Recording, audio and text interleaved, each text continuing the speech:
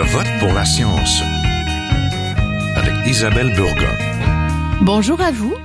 Il célébrera son centenaire l'an prochain. Le vieux pont de Québec serait pourtant en fin de vie et mal entretenu selon certains.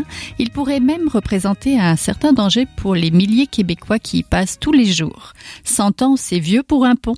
Il a été inauguré en 1919, mais la fin de sa construction date de 1917. Le pont de Québec appartient actuellement à la Compagnie des chemins de fer nationaux du Canada. Le CN a la charge de maintenir et d'entretenir ce pont. L'effondrement d'un pont à Gênes en Italie nous rappelle que les ponts ont une durée de vie et une résistance limitée. Cela tient à leur conception, à leurs matériaux, à leur design aussi, actuellement, et à leur capacité à affronter les éléments météorologiques extrêmes qui nous frappent avec les changements climatiques. Il nous faut penser au cycle de vie utile et intégrer le développement durable dans les ouvrages de génie civil. Alors, comment concevoir des ponts capables de résister au temps et au climat? C'est le sujet de cette émission.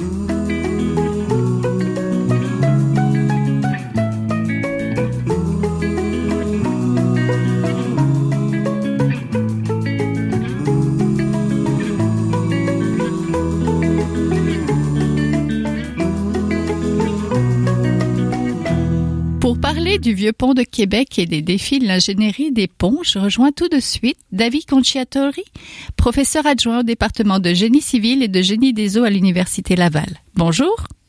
Oui, bonjour Madame Burger.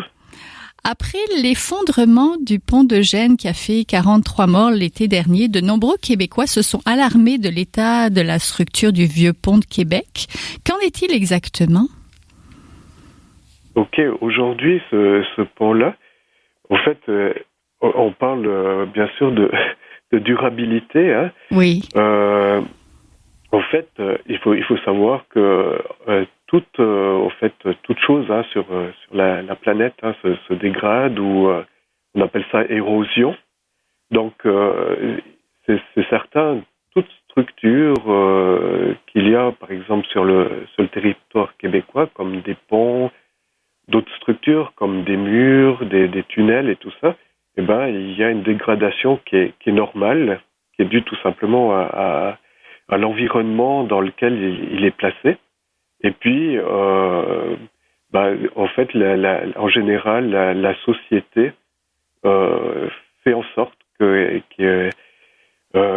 qu'on remet en place ou on rétablit, on pourrait dire, une fonctionnalité qui est habituelle là, de ces structures. Alors pour le pont de Québec, c'est vrai que quand on passe, on voit qu'il y a beaucoup de corrosion qui se situe plutôt, on pourrait dire, au niveau du passage des véhicules. Donc c'est là où on pourrait dire que l'environnement est plus sévère. Et puis si on regarde peut-être le reste de la structure, c'est beaucoup plus intact, on va dire, d'un point de vue corrosion. Oui. Oui, allez-y. Ce vieux pont a 100 ans. C'était une autre manière de faire les ponts à l'époque. Parlez-moi peut-être des défis de ce type de pont métallique. Oui, effectivement, c'est une vieille structure qui est faite avec des rivets. Donc, au fait, aujourd'hui, on construit plus de cette façon-là, parce que à l'époque, il fallait amener petits éléments par petits éléments, puis les connexions se faisaient justement, on appelle ça des rivets, c'est tout simplement comme des boulons précontraints, on pourrait dire, et ça permettait de recréer ce qu'aujourd'hui on appelle des profils. Donc c'était tout simplement l'assemblage de différentes plaques entre elles au moyen de ces rivets qui permettaient donc d'avoir des pièces qui permettaient donc d'avoir une meilleure portance, comme des poutres qu'on a aujourd'hui. Alors cette technique de construction, elle demande aujourd'hui, si une entreprise veut faire de la maintenance sur ce type d'ouvrage, il faut avoir une certaine expertise là pour refaire quelque chose qui s'est fait auparavant, parce qu'il faut concevoir des pièces telles qu'elles sont là, qui n'existent plus aujourd'hui forcément sur le marché. Oui. Et faut-il mieux le réparer ou construire un pont plus moderne qui intégrait justement les avancées techniques? En fait, on a déjà un nouveau pont à côté. Oui, le pont Pierre-Laporte. Oui, c'est ça, qui est d'une autre technologie. Hein.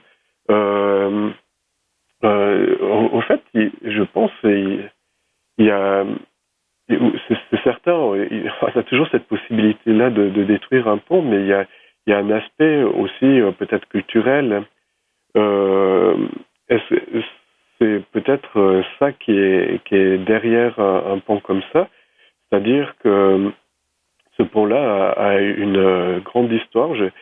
J'étais justement jeudi passé avec un professeur d'une grande renommée qui s'appelle professeur Bazan, et il me disait que c'est le pont métallique encore aujourd'hui avec la plus grande portée au monde.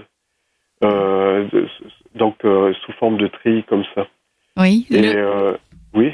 Le pont Pierre-Laporte dont vous m'avez parlé, ça c'est pour le passage du trafic autoroutier. Lui aussi, il a une structure métallique, des pylônes et des câbles porteurs. Il était innovant en 1970, mais lui aussi vieilli.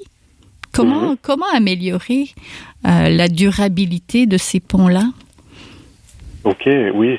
Alors, c'est certain, améliorer donc la durabilité, au fait, on n'améliore jamais une durabilité. Au fait, on garde une qualité plutôt de service. Hein. D'accord. La durabilité, c'est juste un processus, on pourrait dire, comme pour tout ce qui existe sur la planète, toute forme d'érosion ou de dégradation, en l'occurrence pour les ponts. Et puis, pour Pierre-Laporte, en fait, c'est ça qu'en général on regarde. Il y a des inspecteurs, en général, qui vont ausculter ces ponts, un peu comme un médecin va ausculter un patient. Donc, il va apprécier, on pourrait dire, le comportement du pont, comment il se comporte face, on pourrait dire, au climat, puis à tout l'environnement, qui est par exemple aussi les selles de déglaçage. Et puis, selon ce qu'on voit, selon ce qu'on aperçoit sur la structure, en général, on va proposer soit de la maintenance, donc des réparations, ou si la structure est très dégradée, à ce moment-là, ça va être remplacement partiel, voire remplacement total de la structure. Habituellement, c'est comme ça que ça se passe pour les structures. Oui, maintenant, depuis les années 70, ça fait déjà 50 ans, on a eu certaines innovations, notamment dans les matériaux. Pouvez-vous nous en parler un peu? Oui, en fait, on travaille beaucoup ici à Québec, dans différentes universités, hein, donc ici à Laval, mais aussi à Sherbrooke, Poly, même McGill. En fait, toutes les universités, en réalité, on travaille sur des nouveaux matériaux, puisque moi, je suis plus spécialisé aussi dans le domaine du béton. On appelle ça des BFUP. C'est quoi un BFUP? BFUP, voilà, c'est ça que j'allais dire. C'est que c'est un béton fibré ultra performant. Et comme moi, je travaille plus sur la durabilité là des structures, on a fait des tests en laboratoire où on a comparé donc des structures ou des éprouvettes en béton normal, et puis c'est des éprouvettes avec ce nouveau matériau. Et puis on arrive avec ces nouveaux matériaux, en fait leur sensibilité par exemple au chlore, en fait par rapport au béton armé, on arriverait à plusieurs centaines d'années avant qu'il y ait ces mêmes problèmes de corrosion qu'on voit par exemple dans les ouvrages en béton armé. Alors, donc ça, c'est on pourrait dire, un matériau assez innovant qui a été étudié déjà depuis un peu plus d'une dizaine d'années. Et puis, maintenant, de plus en plus d'entreprises sont en train de prendre cette nouvelle technologie justement pour de plus en plus le permettre d'être appliqué au fait pour les ouvrages québécois. Il y a les matériaux, il y a d'autres innovations aussi sur lesquelles on peut travailler pour améliorer les ponts. Exactement. Au fait, il y a souvent aussi de la technologie qui est quand même assez vieille. C'est la précontrainte. Souvent, quand on met des des structures en précontrainte, peut-être que je devrais expliquer ce que c'est la précontrainte avant. Oui, hein. oui. Alors, Alors, la précontrainte, en fait, si je devrais donner une image, si par exemple, je juxtapose plusieurs livres l'un à côté de l'autre, et puis que je veux lever tous ces livres-là ensemble, ce que je vais faire, je vais prendre sur les deux côtés, avec mes mains, les livres, et puis je vais exercer une pression contre les livres, et puis je peux soulever tous les livres en même temps, si j'en ai 5 ou 6 livres, comme ça. Alors ça, c'est, on pourrait dire, un principe qu'on appelle la précontrainte, et on peut le faire la même chose dans des structures, que ce soit en béton, en métal.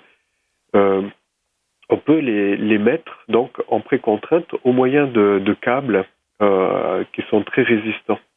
Et par exemple, pour le béton armé, ce qui est intéressant, c'est qu'on peut au fait réduire de beaucoup la quantité de fissuration dans ces structures-là.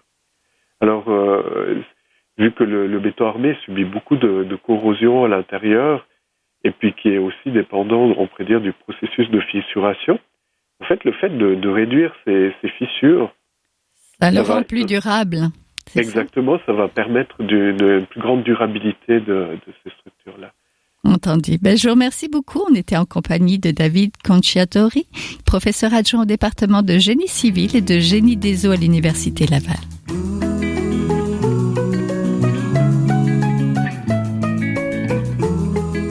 Vous êtes toujours à Je vote pour la science, là où la science rencontre la politique, une émission produite par l'agence Science Presse. Vous pouvez visiter son site internet au sciencepresse.qc.ca.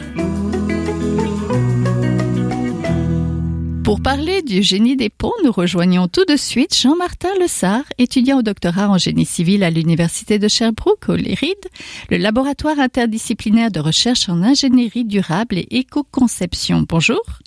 Oui, bonjour. Comment évaluer le cycle de vie d'un pont? Par exemple, le pont de Québec.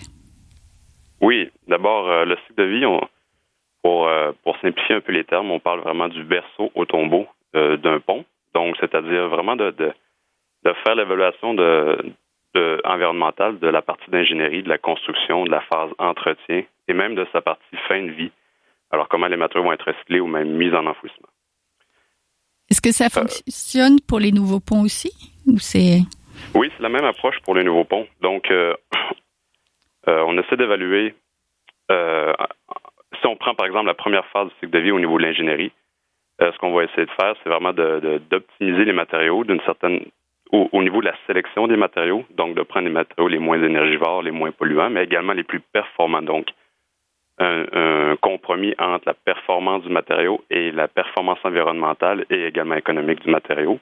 Avoir une belle conception adaptée, c'est-à-dire aux conditions extérieures, par exemple, si ça va être exposé au soleil de glaçage, à des conditions hivernales, par exemple. Donc ça, c'est vraiment ici que les ingénieurs interviennent.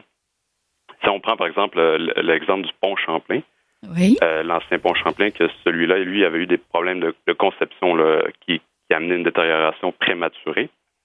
Donc, on a une durée de vie présentement, on va le démolir dans les prochaines années, une durée de vie d'environ 56 ans, ce qui est très peu comparé au nouveau qui va être construit au nouveau, qui risque d'avoir 125 ans de durée de vie utile. Donc, l'ancien pont, un des problèmes qui est survenu, c'est un manquement au niveau du drainage des eaux qui contenait beaucoup de sel de déglaçage, ce qui a amené une corrosion accélérée des bords d'armature. Et en plus de ça, ils n'avaient pas pensé non plus, pas conçu le pont pour qu'il soit facilement, pour que l'entretien soit facilement faisable. Donc, tout ça a amené les problèmes qu'on a connus dans les dernières années, qui a nécessité un nouveau pont après seulement 56 ans de vie utile. Donc, c'est à cet endroit vraiment que les ingénieurs, si on parle de la première phase de cycle de vie au niveau de la conception de l'ingénierie, c'est vraiment à cet endroit que les ingénieurs doivent intervenir. Le pont de Québec a 100 ans. Est-ce que vous estimez à peu près à 100 ans une durée de vie utile d'un pont? Oui, les nouveaux ponts construits actuellement, c'est dans l'ordre de durée de vie que les ingénieurs conçoivent les ponts, donc en 100 ans, 125 ans, c'est sûr que ça dépend aussi de l'envergure du pont. Oui, donc le pont de Québec serait en fin de vie? Je ne sais pas exactement le pont de Québec. Je ne peux pas vous en dire vraiment. Je m'en excuse au niveau du pont de Québec. Non, je ne suis pas la personne pour vous parler du pont de Québec. Je m'en excuse. Entendu. Parlons des défis environnementaux des ponts. C'est quoi les défis majeurs au point de vue environnemental? Il y a vraiment deux approches, si on veut dire. Donc, la première au niveau de l'ingénierie, de la sélection des matériaux moins énergivores, mais également au niveau du reste de l'ensemble de cycle de vie. Il faut que ces matériaux-là, bien qu'ils soient faibles en émissions de CO2, si on regarde vraiment seulement le changement climatique, mais il faut qu'ils soient performants également. Donc, ce n'est pas seulement d'utiliser des matériaux moins émetteurs d'émissions de carbone, mais également qui doivent être performants.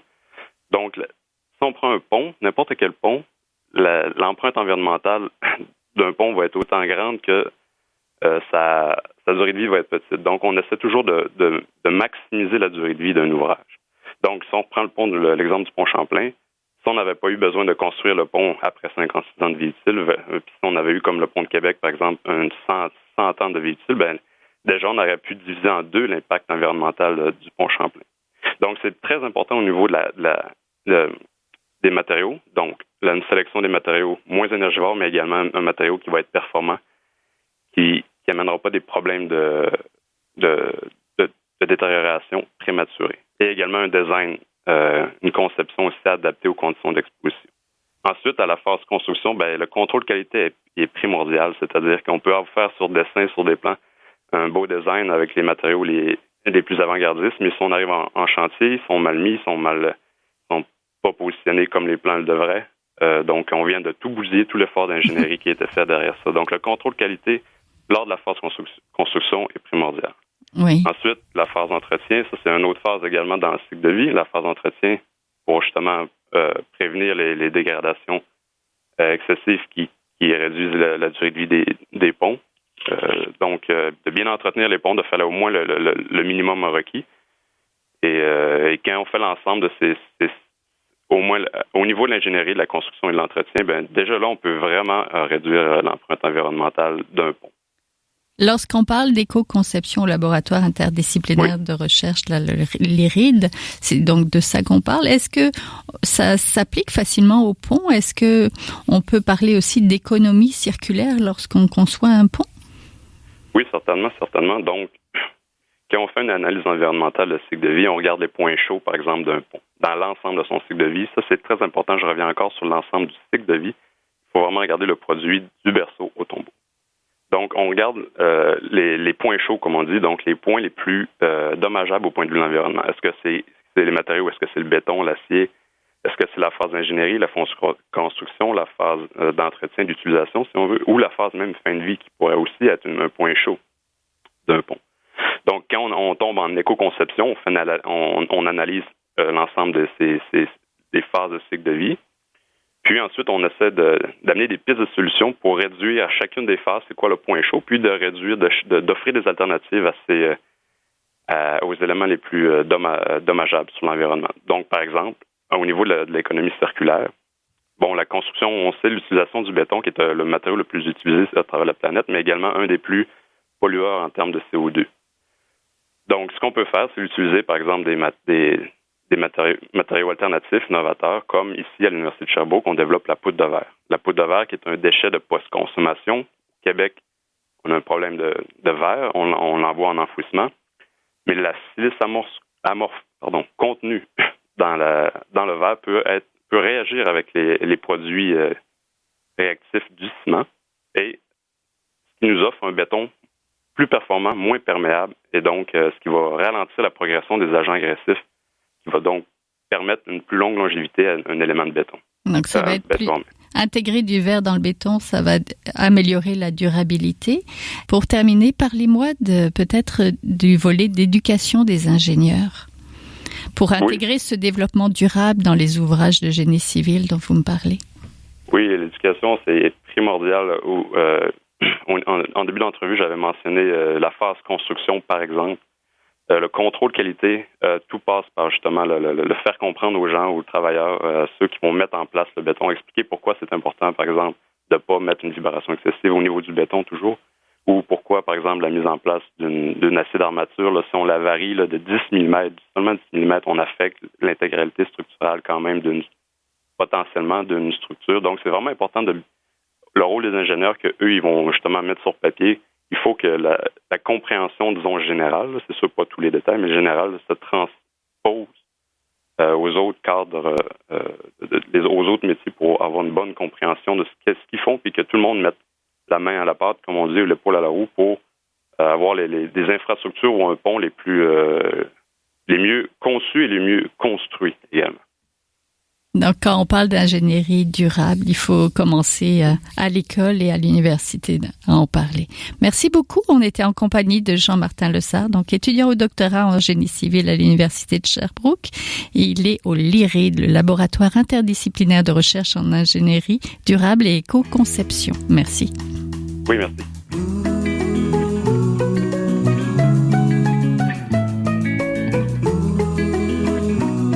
C'est maintenant le temps de passer le micro à notre scientifique éditorialiste, là où un chercheur réagit à un sujet d'actualité. Bonne écoute.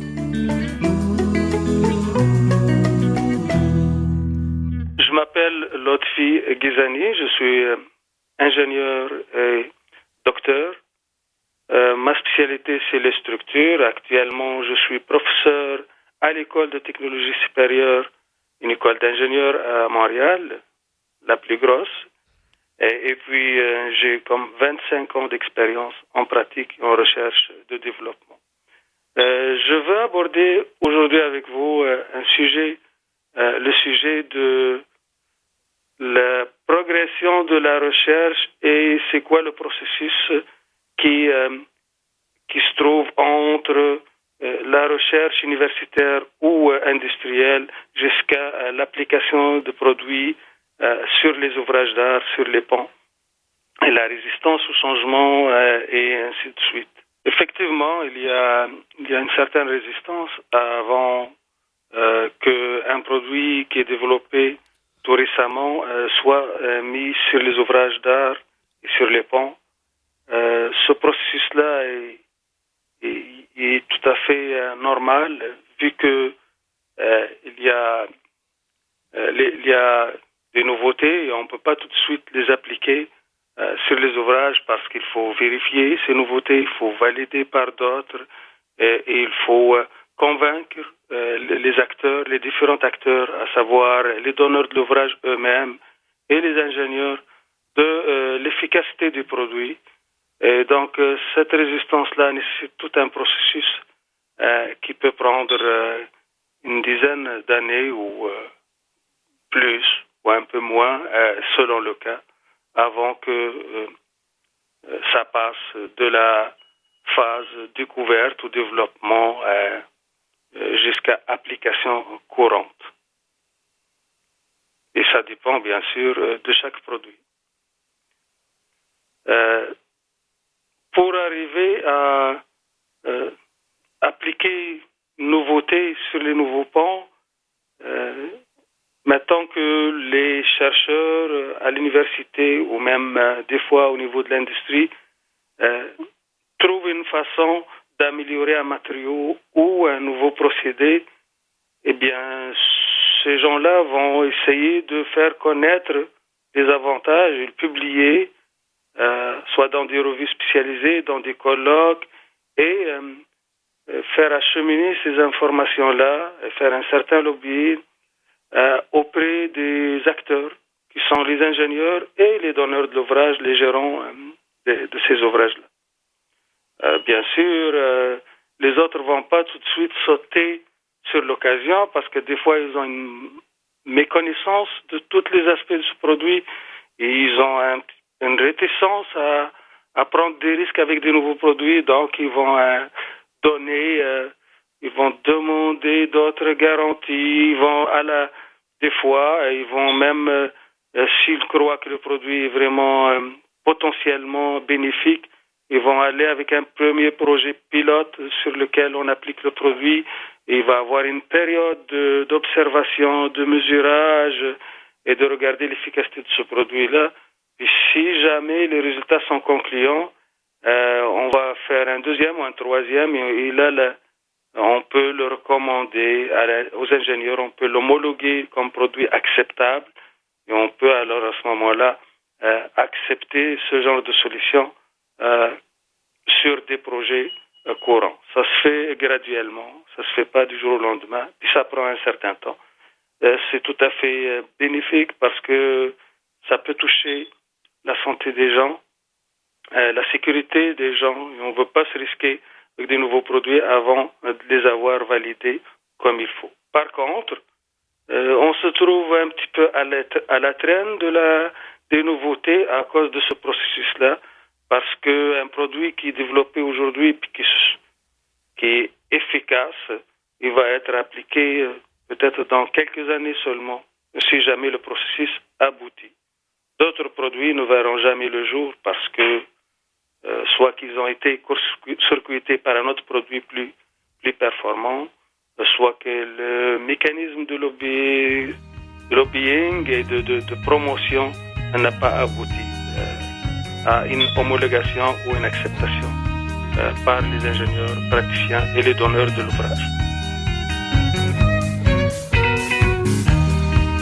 C'est tout pour cette semaine. Je vote pour la science est une production de l'agence Science Presse avec Radio VM, à la régie Daniel Fortin, à la recherche François Cartier, à la réalisation de l'émission et au micro Isabelle Burguin. Si vous voulez réécouter cette émission, nous avons des rediffusions à l'antenne de Radio VM. Vous pouvez aussi l'écouter en podcast sur le site de l'agence Science Presse à sciencepresse.qc.ca. Et bien sûr, si vous l'avez aimé, partagez-la. À la semaine prochaine. Jin Jiahua est un chercheur typique de ceux pour qui les progrès de la bioinformatique ont préséance sur le sens biologique et pour qui la grosse science constitue la seule logique. On y parle de génome, de transcriptome et de spliceosome, de traductome, de protéome et de foldéome, de kinome, de protéasome, mais pas du glaucome de Guillaume, de signalosome vers les lysosomes, et puis phone. De candidats qui montent et qui descendent en fonction du stimulus duquel ils dépendent. Pendant que Dr. Roy montre ses résultats et avec son accent chinois il dit comme ça: Disco up, disco down, this we're not sure we have to do another time. Disco up, disco down, I like CDNA, microarray.